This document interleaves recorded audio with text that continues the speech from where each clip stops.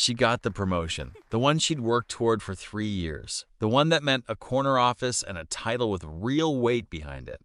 Her colleagues congratulated her, her boss called her the obvious choice, and that night, alone in her apartment, all she could think was, they're going to figure out I don't actually know what I'm doing.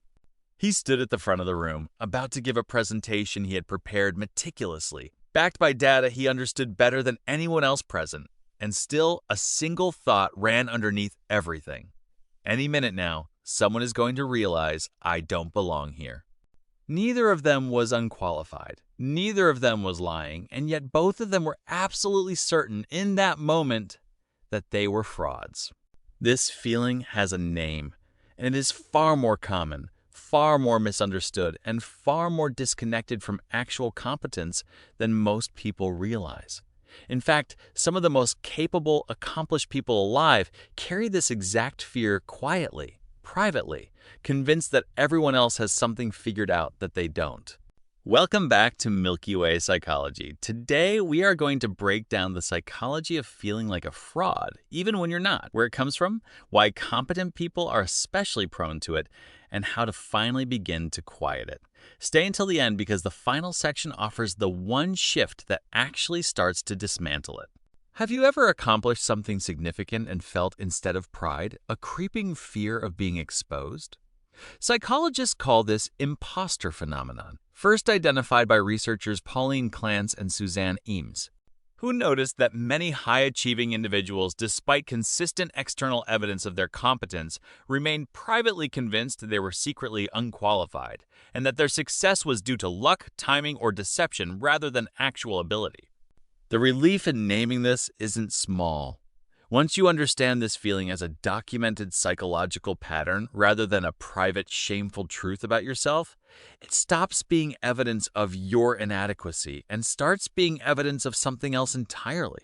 A mind caught in a very specific, very human cognitive trap. You might assume that the more skilled someone becomes, the less they would doubt themselves. Research shows almost the opposite. This connects to research on the Dunning-Kruger effect, which found that people with limited knowledge in a field often overestimate their ability precisely because they lack the awareness to see what they don't know. The same research also identified a related pattern at the other end of the scale.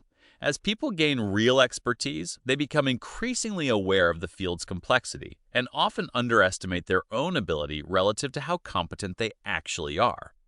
This is why the most rigorous, self-aware people in any field are often the ones most haunted by feeling unqualified. Your doubt is not a sign that you don't know enough. It may actually be a sign that you know enough to see how much more there is. Have you noticed that when something goes wrong, you immediately understand why it was your fault, but when something goes right, you struggle to take credit for it? This asymmetry is explained by what psychologists call attributional style. People experiencing imposter phenomenon tend to attribute failure to internal stable traits, I'm not good enough, while attributing success to external unstable causes, luck, timing, other people's help. This means your mind has built a system that filters out evidence of your competence and lets in evidence of your inadequacy, regardless of what's actually true. It's not that you lack achievements, it's that your mind has developed a biased accounting system that refuses to record them as yours. And this leads to the fourth mechanism, because a mind that won't credit its own success eventually starts measuring itself against an impossible standard instead. In any room, you see your own doubt, hesitation, and internal uncertainty with total clarity. You see everyone else's polished, composed exterior. Psychology sometimes describes this imbalance through the lens of social comparison theory, first developed by researcher Leon Festinger. The idea that we evaluate our own worth by measuring ourselves against others, often using deeply flawed and asymmetric information. You are comparing your unfiltered internal experience, every doubt, every private fear, against everyone else's curated public performance. This is not a fair comparison. It was never going to produce an accurate result, and yet it's the comparison most of us make constantly without ever noticing the asymmetry built into it. If you grew up being praised specifically for being smart, talented, or naturally gifted rather than for effort, persistence, or growth, You may have unknowingly absorbed a fragile relationship with your own ability. Psychologists studying conditional positive regard and fixed versus growth mindsets have found that praise focused on innate traits can create a lasting fear. If ability is something you either have or don't, then any struggle becomes proof that you never really had it. This is why so many high achievers feel a disproportionate terror around making mistakes. A mistake doesn't just feel like an error to correct, it feels like evidence the whole thing was a lie all along, that the smart, talented identity was fragile from the start. To manage the fear of being exposed, many people overprepare, overwork, and overdeliver, and it works.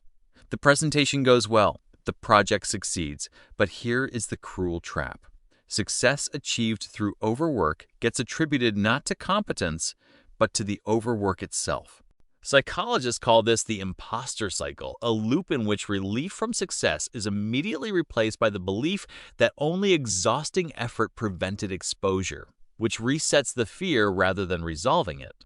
You don't get to bank the win. Instead, the mind quietly concludes, I only got away with it because I worked twice as hard as I should have needed to, and the fear returns, fully intact, for the very next challenge.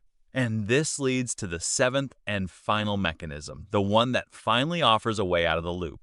Here's what most advice about imposter phenomenon gets wrong. It tries to solve the feeling with more evidence, more achievements, more credentials, more proof of competence.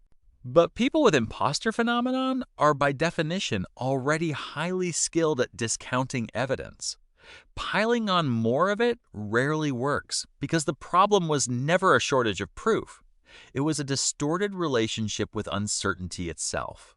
Psychologists working in this area increasingly point toward a different approach, learning to tolerate not being certain of your own competence rather than chasing the impossible goal of eliminating all doubt. Nearly everyone, including the most accomplished people in any field, operates with some degree of uncertainty about their own ability. The goal was never to feel 100% qualified before acting. It was to act competently and honestly while carrying a completely normal amount of human doubt. Put these 7 pieces together, the named phenomenon itself, the way expertise can deepen rather than resolve it, the biased accounting of your own success, the unfair comparison between your inside and everyone else's outside, the fingerprint of early conditional praise, the exhausting cycle of overwork, and the real fix rooted in tolerating uncertainty, and a clear picture emerges.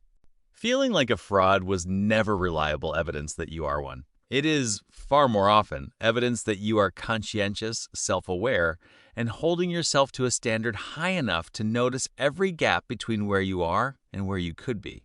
The people who never feel this doubt at all are not necessarily the most competent people in the room. Often, they're simply the ones who haven't yet developed the self-awareness to see what they don't know. Your doubt, uncomfortable as it is, may be sitting closer to wisdom than you've ever given it credit for. If you have spent years secretly waiting to be found out, understand this.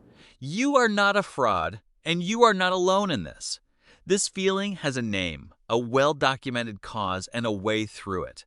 You are allowed to accept your accomplishments as genuinely yours. You are allowed to make mistakes without it unraveling your entire identity. And you are allowed to sit in a room you've earned the right to be in without waiting for permission to believe it. Thank you for spending this time with Milky Way Psychology. If this feeling is one you've carried quietly, share your story in the comments. You would be surprised how many people in this comment section feel exactly the same way. Don't forget to hit like and subscribe if this video helped you see yourself more clearly. Until next time, goodbye.